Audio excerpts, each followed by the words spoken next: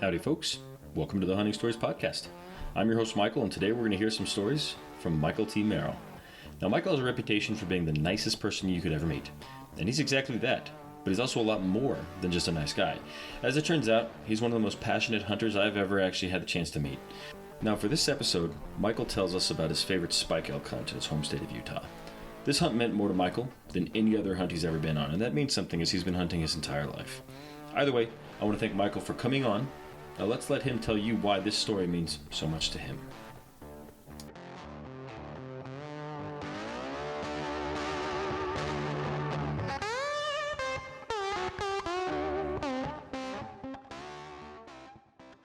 All right, Mike, here we are, man. Thank you so much for joining the Hunting Stories podcast. How are you? You bet, Michael. Thanks for having me on. I'm doing well. Thank you. Appreciate the invitation. Yeah, of course. It's going to be weird having a Mike and a Michael here. Hopefully, we can keep each other straight. But yeah, man, I've heard great things about you. I appreciate so much that on one ask you said absolutely. I'd love to come on and tell you some stories. So why don't you introduce yourself to the listeners? Awesome. Well, thank you again for the opportunity. My name is Mike Merrill, and I'm a lifelong hunter. Didn't necessarily have any mentors that were crazy into hunting growing up, but it was always a big part of my life and something that I just always had a great passion for and just loved and was drawn to. And so I've continued that. I'm 48 right now and enjoying hunting, especially with my bow, more than ever. So that's awesome. That's amazing. And you're out of Utah, correct? Yeah, I'm in a town called Salem, Utah. I'm about 45 minutes south of Salt Lake City or Park City, just down south. Okay, gotcha. Well, I know that we kind of had a little back and forth on Instagram, and you already have a very specific story picked out. So why don't you kind of set the stage for us and let us know kind of when this happened, what you were hunting for, what you were hunting with, and we'll go from there. Okay, awesome. So this the hunt I was going to share the experience about was in 2017, so about 5 years ago now. And it was actually an archery elk hunt, and it was just an over-the-counter unit here in Utah. So not a fancy draw tag or anything too crazy, but yeah, I just barely, maybe a year or two before that, started to get really serious about bow hunting. I had bow hunted for maybe 10 years previously, but more opportunistically and mostly always for deer. And so this was one of my early chances to chase elk with my bow, and I was just really, really starting to get into it. So this was going to be my year, and that's what I kept telling myself before the season started. That's what I tell myself before every season, I think. Me too. Me too. And once in a while, you're right? Wow, way less often than I'd like to be, I think. Well, as long as you're trending the right direction, then you're doing fine. Yeah, so you get a little bit better every year. All right, so essentially, what happened here is I was hunting in a unit that I hadn't previously hunted before for elk.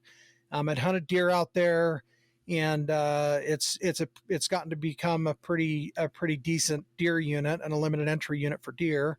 And the state of Utah doesn't necessarily want a big elk herd out there, so it's just over the counter and it's open bull, so you could shoot any size bull that you have an opportunity at. And so originally, the first day on the opener, I went out there with my older brother. We camped over and had some trail cameras in the area, knew there were some elk around. And I'd seen even some decent bulls. So, 6 points and some 5 points, rag 4s, and, all the way down to spikes. And so we knew we were at least in the general area where some elk would be.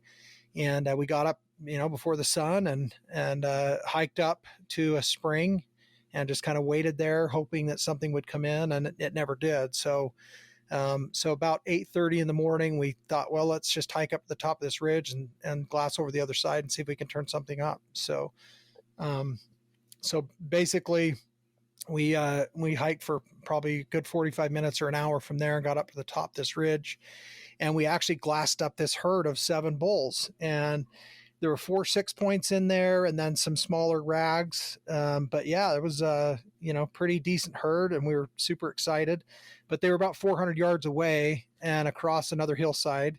And it was a very open, deserty face. So not a lot of cover. I mean, sagebrush, not even a lot of anything for cover. Gotcha. She probably had to loop all the way around in order to get any kind of play on these guys. Yeah, and the thing was, I mean, I had been, I'd been listening and consuming everything I could from the Elkanut, Paul Medell. Absolutely Mm-hmm. loved Paul and Paul Jr.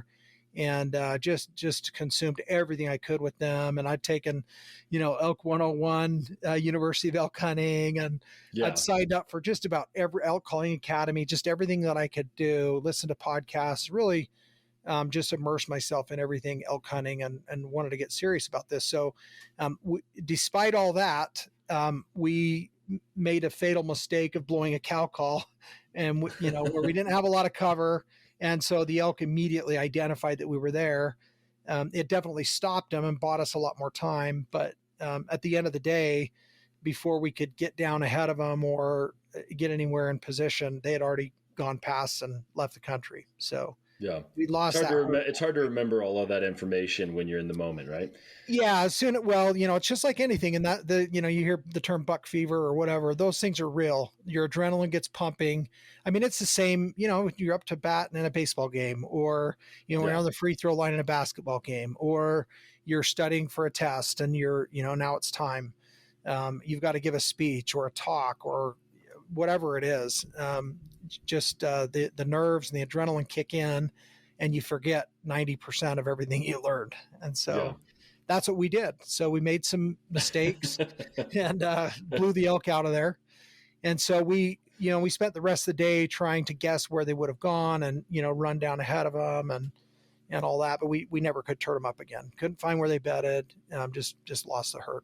So we commenced the next couple days and throughout that hunt, trying to turn this herd back up, trying to catch them again. And we never could find them, never had a chance at them. Mm-hmm. So the season was winding down, and in this particular unit, it lasts a little over 3 weeks, and then they shut it down, and basically for at least from archery, and so for my work, I run a software company and do a lot of trade shows and events, and kind of work with sales and things like that. So I had a trip where I had to be out of town. I think I was in Chicago um, for most of the week. And so the day I was to get back, there were only 2 days left in the hunt.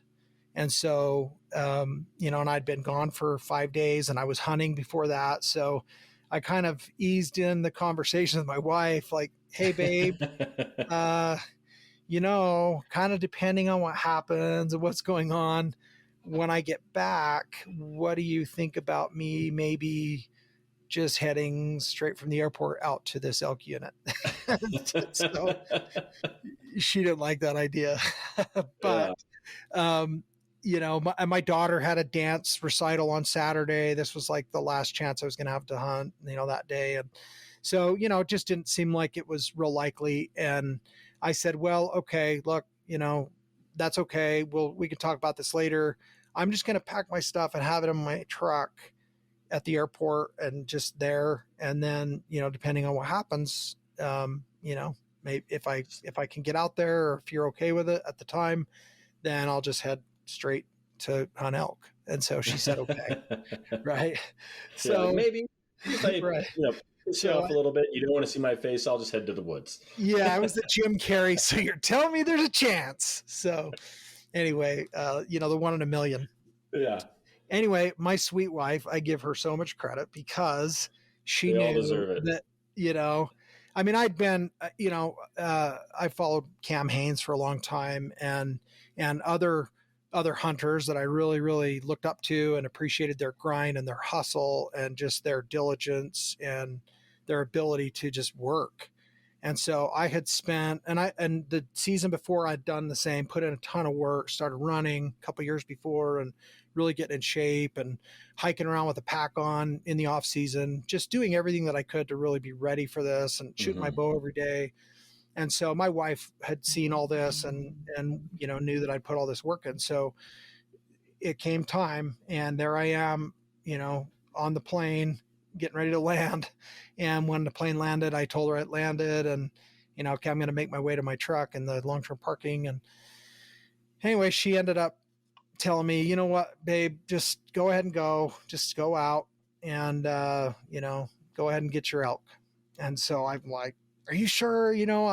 Maybe I can get an elk quick and I'll be back Saturday for our daughter's dance thing. And she's like, you know what? Don't even worry about it. Just go do your thing. You put all the Yeah. work in, maybe it'll work out. So I'm just so grateful and was just so thankful that she supported and encouraged me to do that, because it was really what I wanted to do.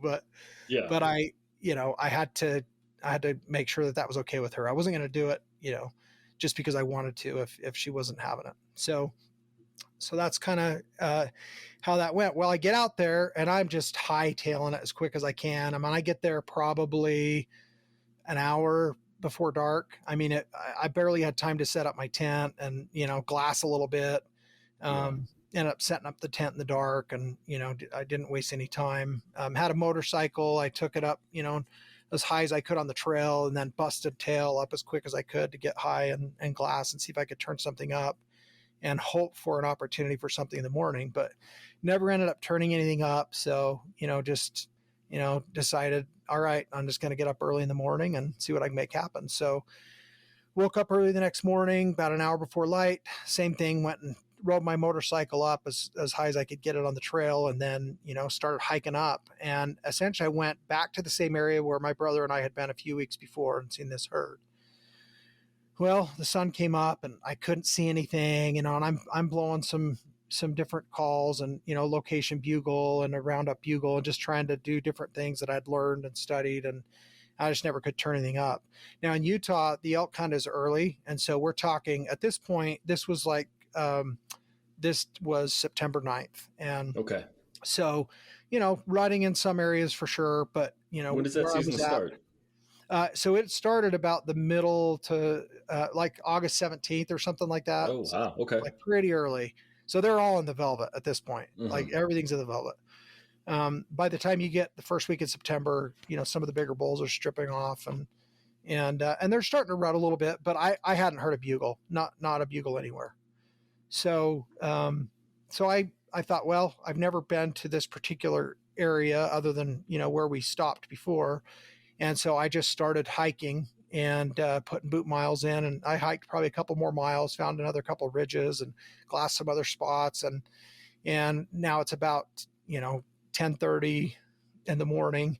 So the sun's kind of getting up high, and I'm thinking, okay, like I'm going to have to turn something up soon, or else, I'm not going to really see anything moving. I mean, it's out in the desert. It's like 90 degrees at this place. So very warm. Yeah. And, anyway, I find this kind of cliffy area that overlooks this basin, and I could see some pretty good country, had my spotting scope and all that. And I thought, okay, I'm just going to set up on this cliff ledge and see what I can make happen, see if I can turn anything up. So I'm there, glassing. I decided to eat my lunch early, just, bored, trying to find something to do to kind of keep my mind busy while I'm, waiting for an opportunity, hopefully. And, finally it gets to be about 11:30, and now I'm thinking, okay, like this is like almost ridiculous at this point. And I'm starting to have doubts and thinking, okay, my daughter's recital's at 3:00. I'm 2 hours from my camp to the house. If I go now, like I'm starting to do the math in my head and play this out. And this happens. I mean, it's happened to me, it doesn't happen nowadays. But through my hunting career, through, all the years, many times, and it could be anything. It could be home. It could be the dance recital. It could be your wife. Maybe you're missing home. Maybe it's work. Maybe you got an email or a text that came through. Just something want a burger, that distracts you. Yeah, it's distracting, right? Yep. Or I'm sore. I'm tired. I'm hungry. I'm thirsty. I'm whatever it is. Or there's no elk out here. But I'm just having those thoughts creeping in, and finally I'm like, I'm not going to, I'm just going to chill and just see what happens. So every now and then I'm throwing out a cow call and, just trying to make something happen. And finally I'm sitting here thinking, okay, something's got to happen here, and I'm saying a prayer here, and I'm, well, so my mother had passed away about 6 years before from Lou Okay. Gehrig's disease. And so, and I did this one time like 10 years before. My dad died when I was 13, so when I was pretty young. And one time I kind of called on my dad and said, "Hey, Dad, can you send me a little buck or something? Even a little buck, even if I'm not going to shoot him, I just want some, anyway." This little buck came trotting out like 5 minutes later. So I'm like, okay, I'm laughing. I'm literally laughing to myself. Like, okay, I'm kind of being silly here, a little foofy, but whatever. Yeah. Right. At this point, I got nothing going. So I'm going to go there. So, I'm sitting there just talking to my mom. I'm like, "Mom, come on, can you just send me a couple spikes to play with or just something?" And Yeah. I'm kind of, and then I'm trying to think about her, and I'm thinking about, just, life in general. I'm just sitting there. And then I start to realize, this is actually pretty cool. This is a really awesome place. I'm blessed to be here. What a beautiful area. I'm looking at the environment I'm in, and I'm feeling, I'm in the shade of a pine tree, and I just finished my lunch. So I'm feeling good that way. Everything's good. Yeah. It's And amazing how introspective hunting is. That's something when I started hunting, I had no idea how much time you have to think, right? And it's amazing where your mind goes. yeah, and you don't, I mean, even it wasn't even that I was intending to be so introspective, but it was just one of those It moments just where it was like, happens. Yeah. yeah, it's like, okay, like the reality of the wonderment and the awesome place I was in, and just the journey that I was on, and the adventure. I was alone. Like, I didn't see another soul up there. I didn't hear Mm-hmm. anybody. Nobody was camped anywhere near me. Like, there was just me. And so anyway, I'm just sitting there, and it wasn't 5 minutes from when I'm done, or began having these kinds of thoughts. And all of a sudden I catch movement, like right in the bottom of the, of this hill that I'm on. I'm in the very bottom. I catch movement through these trees, and I'm looking and I'm thinking, and it was far enough away, probably almost 400 yards. Like, I couldn't quite tell what it was, but I'm like, "Oh, it looks like an elk." And then it moves a little more, and I'm thinking that looks like a bull colored elk. And then I'm like, "There's two elk." And all of a sudden, out of nowhere, and again, I was at this place for probably an hour and a half, and all of a sudden, Mom this, sends you some spikes. yeah, raghorn. It was kind of a spike by club. I mean, I was like a spike by four or something. I had kind of a knobby end on one side, and then a straight spike, and they came out together. And I'm just like, "Are you kidding me? Like, really? Is this seriously happening?" Like, I just couldn't believe it. I mean, exactly what I had asked for. I'm like, "Hey, Mom, can you just send me a couple of spikes to play with?" So then I'm thinking, well, of course I'm going to try and shoot one of these elk. I got to do this, right? So For Mom. um, that's it. So I sat and waited. I made sure I didn't, make the same mistake I had weeks earlier, where I let them know where I was at, right? And so I just sat quietly and watched them, and they kind of fed up the hill and kind of moseyed up, and they went up about 2/3 the way up the next side hill. They were about 900 yards away by the time they kind of slowed down. And then I watched them, and I could see there were a couple big cedar trees, and I could see they were getting ready to bed. They were kind of walking around like a dog or something. That, for those that don't know, they kind of walk around in a circle, kind of smelling the area, looking around, kind of checking things. And so, sure enough, these two elk lay down. And ironically, one laid down facing one way, and the other one laid down facing the exact opposite. So now I've got, four eyes Perfect. every direction, right? Yep. So I'm looking at the situation, and I'm trying to think here, and I get on my Onyx, and I'm trying to look at, elevation and the best I could. I mean, the mobile app wasn't fantastic at the time, but I could definitely kind of see what was going on and kind of plot, where I thought they were from where I was, and put a pin there. And so I just waited for them to lay down. As soon as they did, gave them a couple minutes, made sure they weren't going to move. And then I started to make my way down quietly towards them. Well, I quickly realized, I can see them. That means they can see me. So really my best bet, and I'm thinking, okay, it's like 11:30 in the morning. It's hot. They're in the shade. they're under the only trees in the general area, so they're not moving. Like they're going to be there for some time, at least 2 or 3 hours. I thought. So I hiked down exactly the opposite direction from them on the other side of the spine ridge that I was on, so that they couldn't see me. And I hiked down about 400 or 500 more yards on the backside of that. And then I went clear down another bottom that was almost, was kind of parallel with the direction they were at.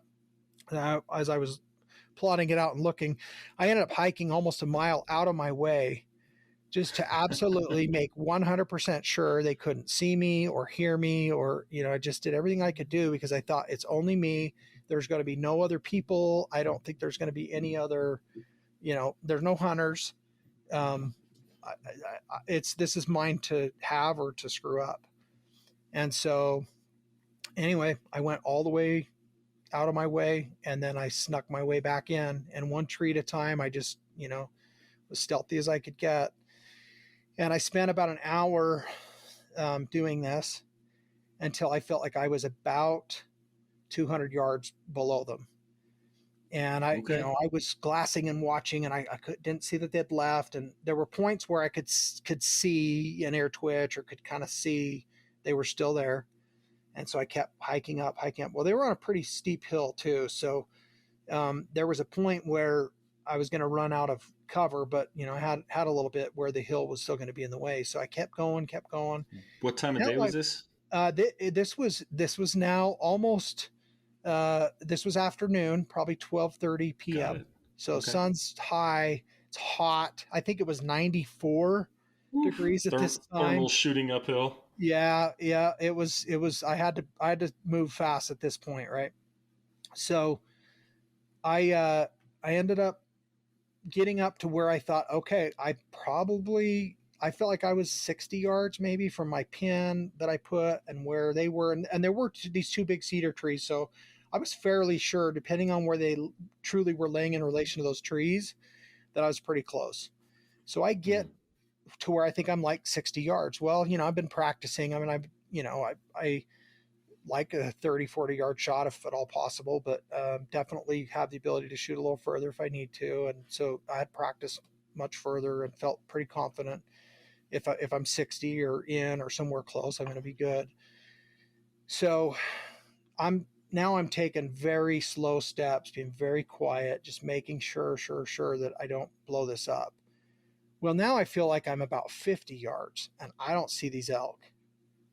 And then internally, again, this is my brain. This is what our brains do. Starts, it's playing tricks on me. I'm just so ticked off. I'm like, oh my gosh, I blew them out. Like I wasted all this time, just all the negative thoughts start creeping in. I've screwed everything this up. That can go wrong in your mind may happen. I should have just, done what I naturally would do. And that's like run and gun, like, get down there as fast as I can. I'm in in 5 minutes, I'm going to be within 100 yards of these. And, that's the old me, right? That's the guy inside that can't wait to break out. That I'm fighting all the time when I'm in these situations. And so I finally calmed myself down and realized, dude, better than this. Like, like 100%, you always act like they're still there until you're standing on top of where they were and you can smell them, but you don't see them. Like I just knew that. And so once I got my composure and the frustration and anger that I was feeling welling up because I thought I had blown this final opportunity that was just like truly like a gift from heaven, it felt like, right? So from mom, at least, right? That's right. Yeah. So I thought, okay, I'm just gonna keep sneaking up, just one step at a time. So I'm taking a step and I have a slider adjustment at this point. So I've got it at like 60 yards, and I keep going and I take a couple steps and then I 58 and I'm just, I'm guessing still at this point. Finally, I get to a certain point and all of a sudden elk stands up. It's like, oh my gosh, no. There it is. And it didn't know, it just sensed something. I don't think it had smelled me at that point. My wind was still okay. And which by the way, that was another thing. I definitely was making sure the wind and going the direction I Mhm. went and where I went. I definitely made sure I was way far away so that the wind was better for me should it switch or swirl, which I think helped in the end. But anyway, the problem was the spike that stood up was the furthest away from me, and it was on the opposite side of this tree. So I had no shot, but I could see it. So I'm ranging it, and it was like 85 yards. Oof. And I know by where he stood up that the other one is between us and closer. So I take another step slowly, and the further away spike by club, uh, kind of looking around, acting a little nervous, and then all of a sudden the other one stands up, and I hurry and range it, and he was 73 yards. And so I dial my sight back to 73 from, 58 or whatever I had it at that point, because I thought I was a little closer. And I just did what I had practiced doing literally thousands of times that off Yeah. season, and just let it fly. The shot broke. I actually had on my bow, it was like an Excel spy cam or something that was mounted on where the stabilizer Ooh. goes. And I had it on play. Like, I had all the composure. Problem was the bow, when I released it, vibrated so much. Like, you if you didn't know what was going on, you wouldn't know what was going on at that 73 yards away and uphill. Yeah. But you could kind of tell what was going on, and it was pretty cool. But anyway, hit the elk great. I mean, the elk shot off and took off, and probably ran 20 yards, and then I hurried and blew a cow call, and they still didn't know what happened. They just, Mhm. I don't think he knew he was hit or anything. And he stopped, and I ranged him again, and he was 75 yards. So I added 2 yards to my slider, and I laced another one and whacked him good again. And the elk went, I mean, not even 40, 50 yards from there, and piled up. And I waited and, Wow. made sure everything was good. And I think I waited at about 30 minutes at that point, but I felt like he was done for. I'd hit him good twice, could see the blood going. So I moseyed my way up slowly and found the arrow and surveyed the situation before I went over to where he was at. He was kind of over a little ridge, so he couldn't see me. Anyway, I get over there to him, and there's that other elk standing 40 yards away, just staring at me. And that elk stood there for like 3 or 4 minutes. I mean, he just didn't know what was going on. He Yeah. couldn't He's like, smell "Hey, me at this buddy." point. Yeah, it was pretty. He kept looking at the other elk that was laying there dead, and trying to figure out why he didn't want to get up and join Yeah. him. And finally, I just kind of walked towards him slowly, and he took off. And anyway, so now I'm like, wow, this is awesome. This is everything I wanted. And Cloud nine, ready for the hard part. yeah, now the dilemma, it's 1 p.m. at this point. Okay. And, the sun's, it's like 94, 95 degrees.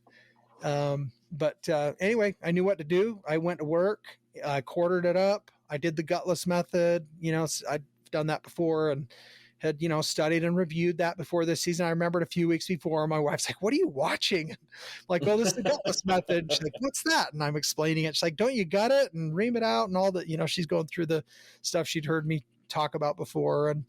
And he said, "Well, this is a little different." And she's like, "Why are you watching it now?" And I'm like, "Because I'm going to need to use this later this year. I don't want to forget anything, how to get the back straps out or the tenderloins." And so anyway, I ended up getting everything quartered up, cut up. I hung it in bags, put it in trees. There's no bears in this particular area, so I wasn't too worried about that. More, coyotes or, something like that. But anyway, started loading my pack up, getting it ready, and took the first load out. Got down to the truck. It was about 6:30 p.m. Got down on my motorcycle.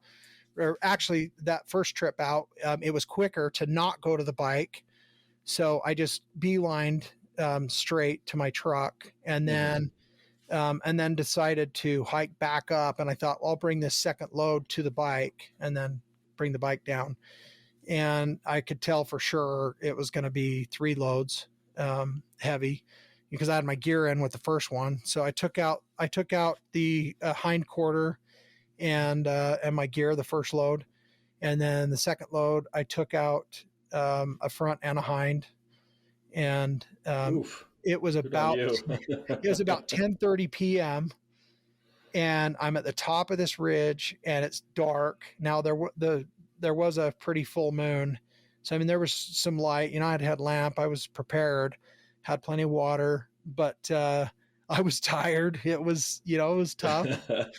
And again, and you know, anybody that I know, you know, if anybody says that they aren't afraid of the dark at some point or another, I think they're probably lying. But Absolutely. there was just that moment where it hit me again, and it was just like when I thought I blew the elk out. I'm thinking it's totally dark. Like, man, this is steep, and oh, what if I twist my ankle? And all of the fear that, you know, that just can hit you, and it's probably stuff from when I was a little kid, even, you know, just all of a sudden it's coming out. Yeah, you know, there are no bears in the area, but somehow that night you thought there were bears. That's it. Yeah, I did. I told myself, like, there's no bears. Mountain lions are not, you know, I actually had a sidearm. I had a concealed carry permit at the time, which, you know, here in Utah, if you had that and you, even during an archery season, you can carry a pistol. I had one, but, you know, I don't know what I would have needed it for. So anyway, I just, the same thing. It was like 2 minutes of that. And then it was like, all of a sudden it hit me again. And I'm like, wow, like I'm on the top of this freaking mountain. I'm at like 8,000 feet. I'm in this cool mountain desert. I mean, I've got a heavy pack on my back full of freaking elk meat, and I couldn't be happier. Like, and I told myself, like, out loud, dude, on planet Earth, there is nowhere else I would rather be than right here, right now, tonight, doing exactly this. Like, this is literally, like, this is my dream come true. This is what I wanted. Like, you accomplish your goal. So, like, all of a sudden, this jubilation and this just this, I just felt so invigorated, and I had this positive adrenaline. And I literally, for another hour, I hiked down this steep, dark, nasty, crazy terrain, had a smile on my face so bad that my face hurt when I got down to, like, it like literally my cheeks just hurt because I was just so happy. And so I got down about 10:30, 11 o'clock at night. You know, I had to drive down a couple miles to a spot where I could get cell service, called my wife, hey babe, got the second load, I'm safe. I'm going to get up at, you know, 6:30, 7 a.m., go get the last load, and then I'll be home, you know, by early afternoon. And so she was super excited that I got my elk, and sure enough, went up, got that last load, got the last quarter plus the head, and got my bike. One of the other interesting things, which again, this is back to the fear side of things, for whatever reason, and I had Onyx, and then I also have a Garmin Rhino 650, and for whatever reason, the pin where I put my bike was not coming up correctly on my, like, I was doing a Navigate 2, and for whatever reason, even though that's where I set it, it was still grabbed onto some other coordinate. So I had tried to hike down that night to my motorcycle, and I got down this mountain like halfway and realized, oh my gosh, like I am in the wrong basin. Like, this is not the right basin. Man. And so I would have had to hike up and over and another, you know, and it would have been easy along the ridge top if I would have just, you know, hiked along the ridge. But I dropped down too early because this pin, I had a trail camera in another canyon, and for whatever reason, it was taking me to that pin. And so I rebooted the Rhino because I just knew once I saw this spring, and I'm like, oh my gosh, this is not where my bike is. So again, same thing, like fear for just a minute. And then I realized, like, hey, no big deal. Sweet. You know, I'll get some more work in. Like, I'm fine. I don't need my motorcycle. Like, I got my legs. So I hiked all the way back to camp, and I figured it was another 1.5 miles that night that I walked with my pack, and whatever. And I thought, well, I'll just hike up in the morning to my bike and move the bike back to this other place, and then I'll hike from there. And so that's what I ended up doing, and everything was fine. But it's just those moments where you really, um, your fear or your worry or whatever it is that you fight against can take over in an instant. And if you're not careful, it will take you down a different path than the one that's going to lead you to the fulfillment and the joy and the pleasure that you've, worked so hard to achieve. Now, one last thing, and this is why, one of the things that was really, really special about this whole experience for me. I talked to you about, throwing up a prayer and trying to talk to my mom. Well, when I got my bowl cut up and ready, and I'm getting it ready to pack up, I'm like, oh, I got to cut my tag. Of course, got to cut my tag. So before I load up the meat in the pack, I cut the tag and I'm putting it on, and I go to cut the date out, and okay, it's September, and okay, it's 2017, and then I'm trying to remember which date it was. So I couldn't remember for sure because I'd been on the road. I was hunting the weekend before. I'd been on the road the whole week. I hadn't even been home. I went straight that like the date didn't even occur to me. I look on my watch and I go to cut the date, and I'm like, oh my gosh, like it's September 9th. Like this is the day that my mom died. Oh, wow. And it just hit me like this huge emotion. And, and obviously I was a sobbing mess there for a minute, but that's a but it was common like theme just this moment with hunters we've had on here.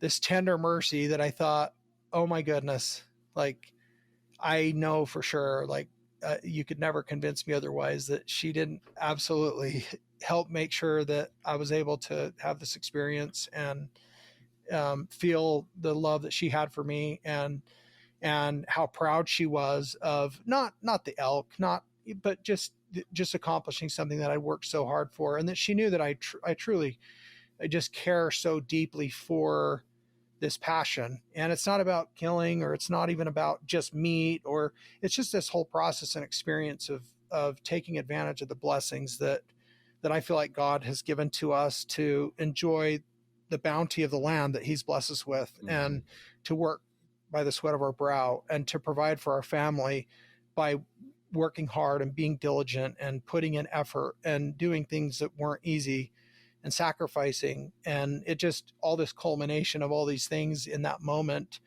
when I went to cut that tag, to have that be the moment, it just meant so much more than if I had been thinking, hey mom, this is your anniversary of your death date. Can you help me out here? Like there was none of that. It was just a true moment of love and adoration that I have for my mother, and gratitude that I have that she's always looked out for me and provided for me and loved me and cared for me. And I just felt like, her hand was, absolutely involved in me having this experience. And so it's, even today after that, lots of successful hunts and all kinds of other wonderful experiences, but nothing else like that. Nothing that has meant so much to me as that experience at that time. That's a beautiful story, Mike. That's really beautiful, man. Can I ask, what is your mother's name? Yeah, her name is Annetta, ANN, capital ETTA, and she is named after her mother and another ancestor. So that's beautiful. I'll tell you what, I don't think I'm ever to go another September 9th because I know I'm going to be in the Elkwoods without thinking of Annetta at this point. So this is cool. Thank you for sharing that story. It obviously means a lot to you. That's exactly what we're going for here. Well, that's awesome. And I have never shared that, all those details and all of that.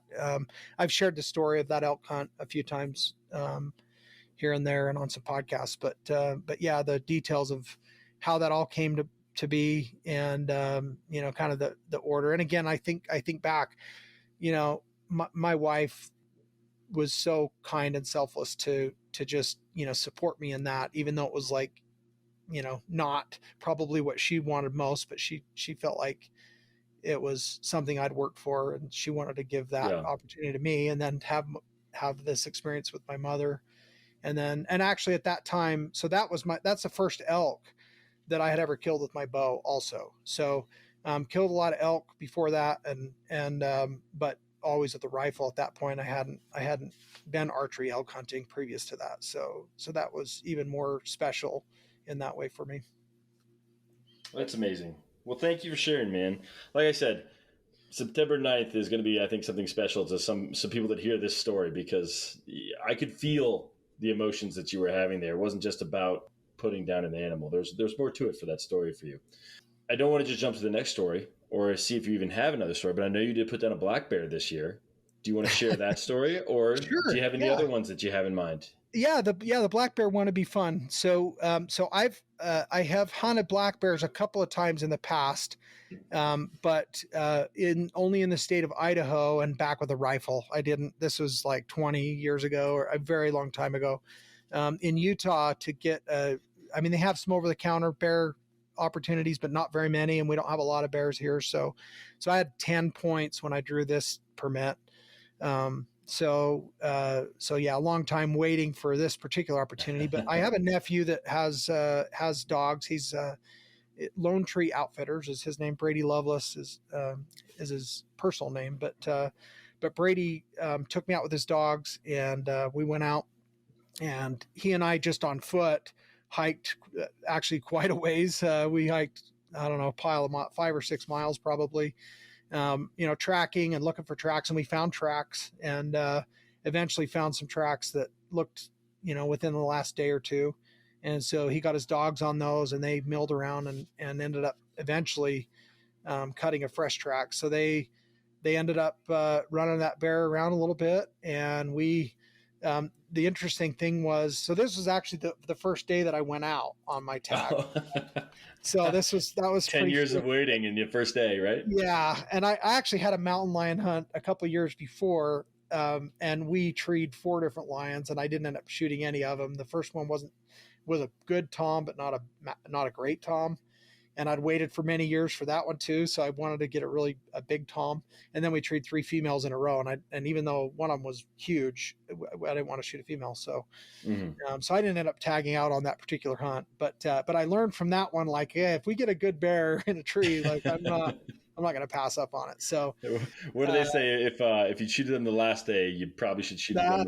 That's the rule, but I'm not very good at keeping that rule. So I tend to let a lot of stuff run, but that's all good. So at this point, we're watching the dogs work, and he's like, hey, I think they're getting them corralled up or bait up, or I'm not sure he's in a tree or not, but it seems like the way they're acting, like they're getting something going here. So we had gotten clear up to the top of this. I mean, we probably, like I said, probably 5 miles top of this ridge, and the dogs ended up getting on something basically probably about 1.5 miles down from where we were at. So like opposite direction kind of. So we start making a beeline. It took us about 30 minutes to get down to where the dogs were.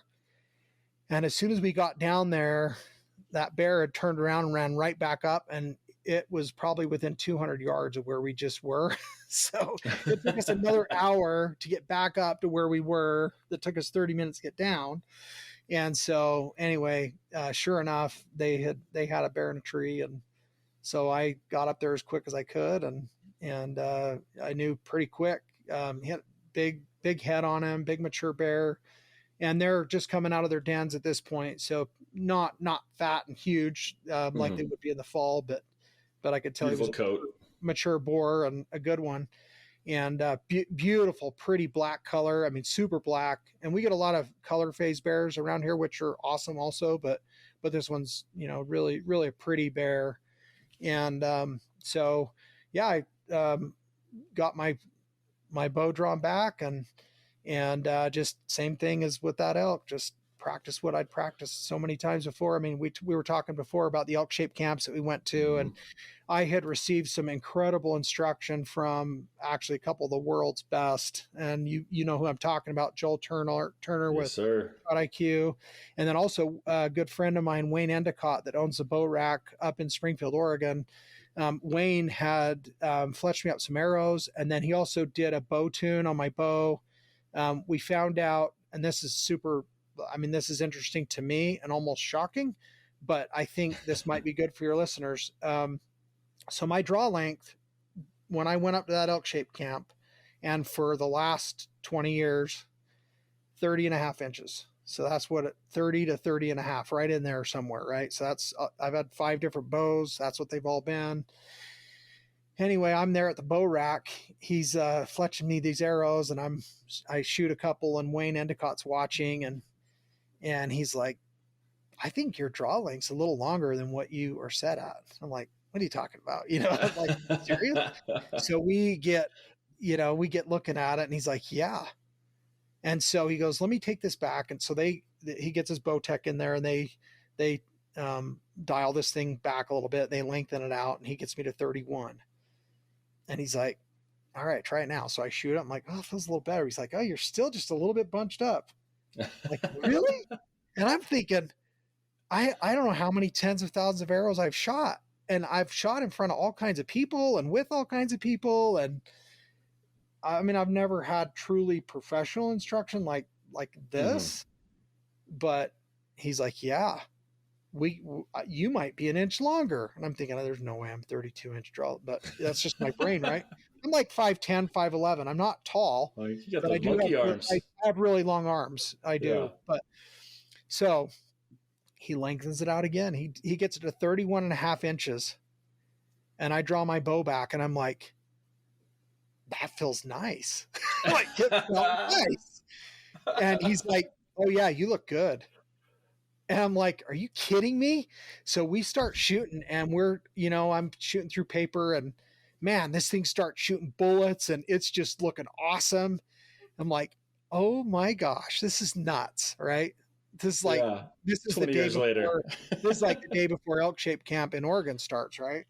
And I had gone to the Utah camp, and I was shooting with this 30 and a half inch draw length. So it was different, but anyway, so get the bow really in a great spot. It is just firing awesome. I'm shooting great. Then we get there to elk shaped camp. Joel Turner spent some time with me, and I'd already been doing some work on the trigger stuff and not punching. And by the way, for all y'all listening, most of you, like 98% of you, are punching your trigger, even though you don't think you are. I didn't think I was. He videoed it from like 3 inches away, and he's like, oh, you stopped that sucker. And I'm like, no, I didn't. I'm looking at the same video he is. I'm thinking, no, that was perfect. And he's like, no, it wasn't. And so what I had in my brain, and what I've pictured when I hear the word punch your trigger, I had something envisioned that was different than what Joel Turner would describe as punching a trigger. So once I clearly understood and, got my release length more aligned properly, got my draw length how it was supposed to be, had Joel Turner there to coach me through this, it was like, oh my gosh, wow. Like almost for the first time in my life, truly, truly, truly a surprise release. And I was money. Like the shooting was I was just shooting tacks. Yeah. Like I've never, I'm a fair shot and have been a good shot, but not all entirely consistent. And that is why. And so after applying Wayne's feedback, having him fix my bow and get it right, having him teach me that a comfortable shot is an accurate shot, I was like spreading my legs like I was a baseball player, like I was, Sammy Sosa, getting ready to, jack one over the wall 500 feet. That's the way I'm like gearing up to. I was a big baseball player, love baseball. And, I'm feeling like I'm getting in the stance to shoot my bow. And Wayne's like, no. Just get comfortable. Just stand normal, like shoulder width apart. And it's like now when I'm shooting my bow, like I feel like chill, like I'm good. There's no tenseness. It's fluid. It just feels right. And so anyway, back to the bear hunt. So let me say real quick, I've shot with Joel Turner as well. I have an advantage over what I think you 20-year bow shooters have, which is like, I'm brand new. and I have not shot my bow where I didn't know Joel Turner existed. So, but he does great work. And not only that, to everyone listening, go to a Joel Turner clinic because he will help you there and he will help you after the fact. I've sent Joel many messages being like, I don't know what's going wrong with this. I'm not punching the trigger. I know where we're at this point, and he will give you feedback based on where your shot is going. And help you bring it all together. So Joel, I can't say enough about Joel Turner. Hopefully I get him on the podcast at some point. I know he's super busy since he just retired from police and is now doing Shot IQ 100%. But hopefully we get him out here eventually. Yeah, and I feel the same. I mean, Joel, and he knows this. Like I put it right to the edge of almost creepy. Like, okay, Joel knows how much. Joel knows how much I love Joel now. Like he's just like, whoa. I'm like, dude, no, you don't understand. And he's like, yeah, no. I'm so glad. I'm like, no, dude, you don't understand. Like you literally changed my life. And he's like, I know you hear this all the time, but I'm not used to having my life changed by a shot coach. And you just did that. So thank you for saving me thousands of hours and hundreds of arrows and a lot of heartbreak and heartache from, missing animals that I really shouldn't be missing because I didn't have this stuff dialed in when I thought I did. And so anyway, Absolutely. Shot IQ. And then Elk Collective, if you sign up for the Elk Collective, which by the way, I did that entire course in less than a month. There's 110 lessons. I think they're adding more and more now. I don't know. It's like 50, 60 hours, but I did it nights, weekends, every spare moment after the elk shape camps. And that is because I wanted to sear on my brain all of the goodness that I had just learned at those elk shape camps and that Joel had helped me with, and Tree Line Pursuits with Mark Livesay, and Iron Will Bill, and Jared Lyle with Hunt and Fool, and all of these incredibly knowledgeable people that, regardless of your experience or your history or how many years you've been up on the mountain chasing animals with whatever weapon, I just had all of this knowledge injected into me these last few months from these experiences. So all of that culminated to here I am below this tree where this bear is, and just released just a perfect arrow. It hit exactly where I needed it to.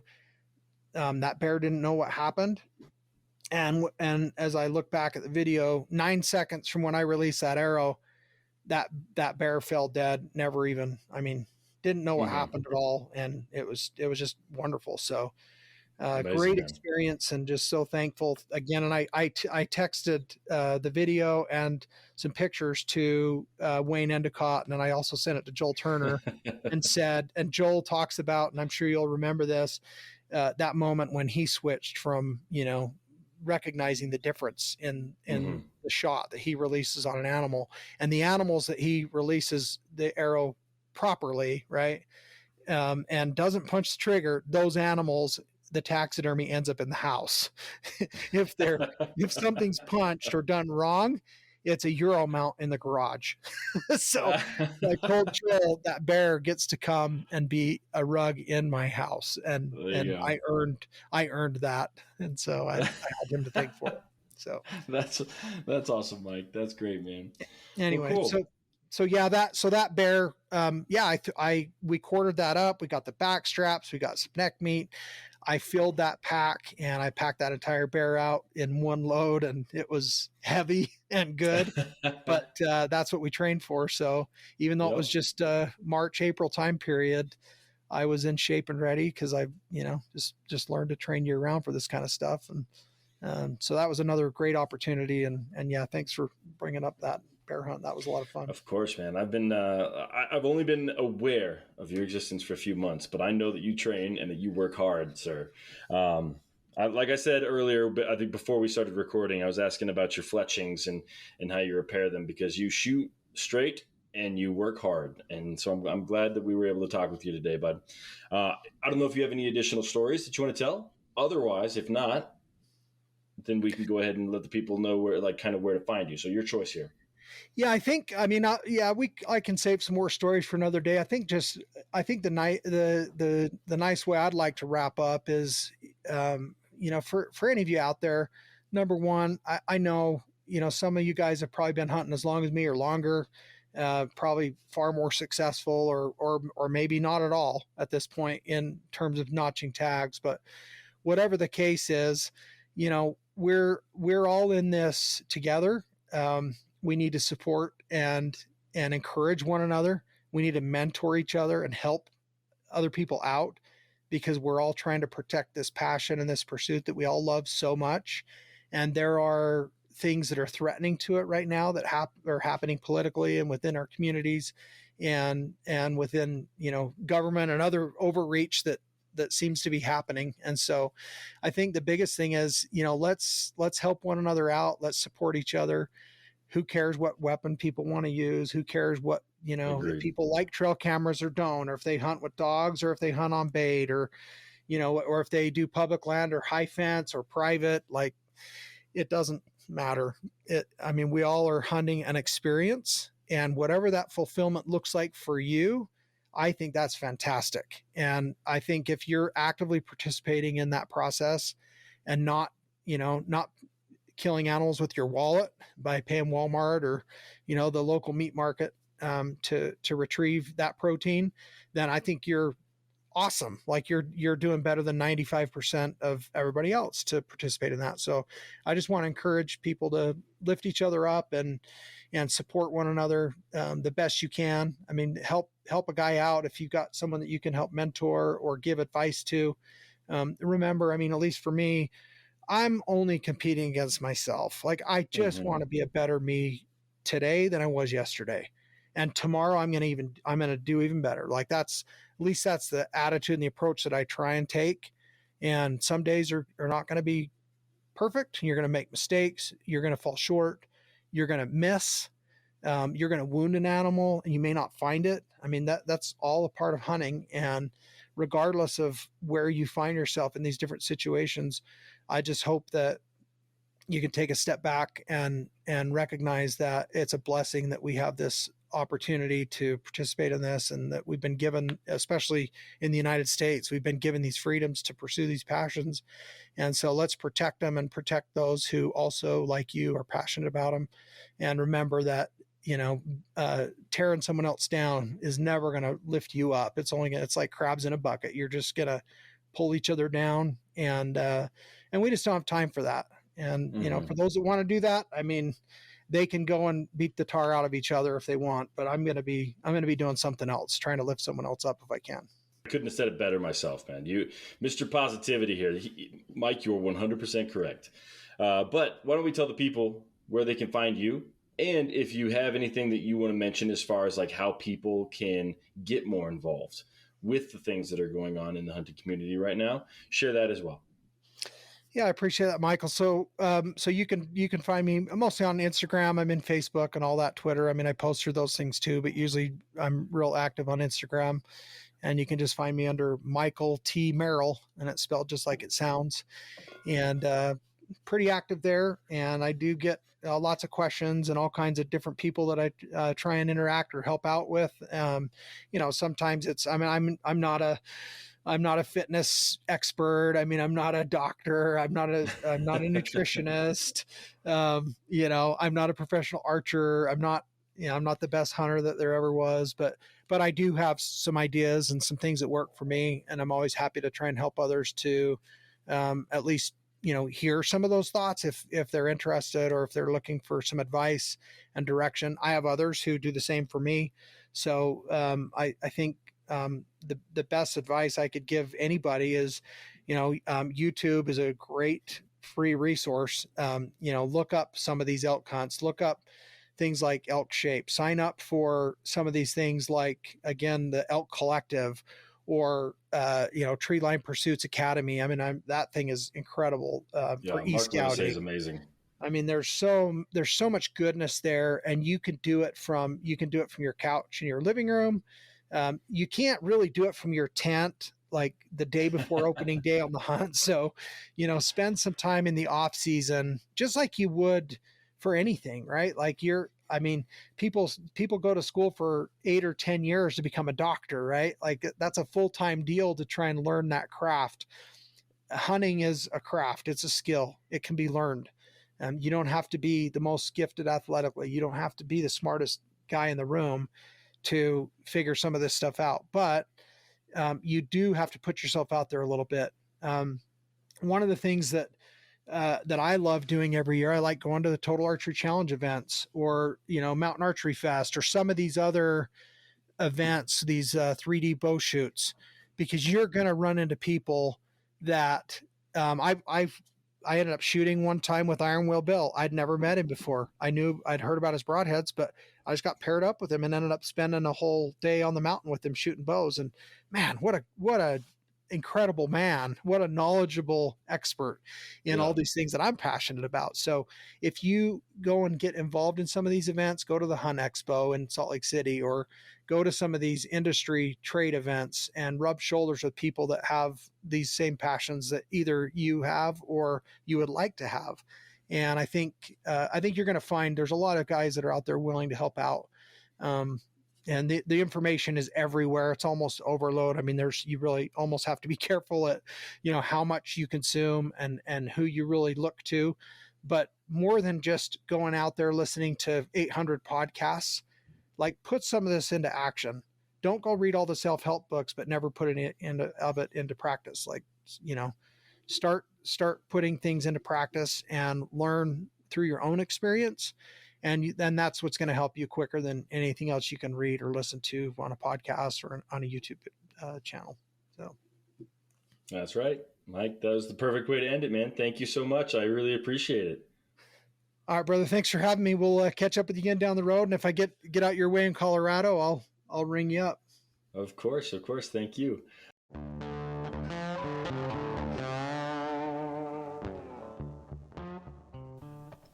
All right, guys. That's it. Another story in the books. If you have any feedback, please let us know.